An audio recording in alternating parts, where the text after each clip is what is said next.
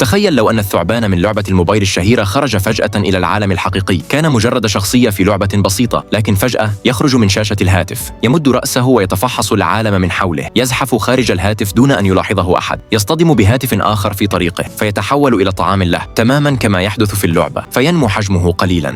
في وقت قصير تبدأ الدراجات النارية والسيارات وحتى الحافلات على الطريق في التحول إلى طعام له، يتجول في الشوارع وفي الحدائق ويتنقل بين المباني كأنه في مستوى جديد من اللعبة، يلتف حول الأبنية ويسير في المدينة كما لو كان قطارا خفيفا، لكنه الآن أكثر هدوءا. ومع مرور الوقت لم تعد الطرق تتسع له، ينتقل إلى الأنهار وإلى الشوارع ويظهر في كل زاوية من المدينة، ثم يصل إلى المطار. الدبابات والطائرات القوية تصبح لقيمات سهلة بالنسبة له، حتى الطيارين لا ينجون من مصيره. أصبح الآن ضخما بصورة لا تصدق، يبتلع السفن في البحر ثم يصل إلى اليابسة ويصبح بعلو برج إيفل. كلما مر بمكان ارتفع الغبار حتى أصبح العالم بأكمله تحت سيطرته، ويتكاثر نسله حتى يملأ الأرض. أما هو فقد صار بحجم كوكب الأرض نفسه.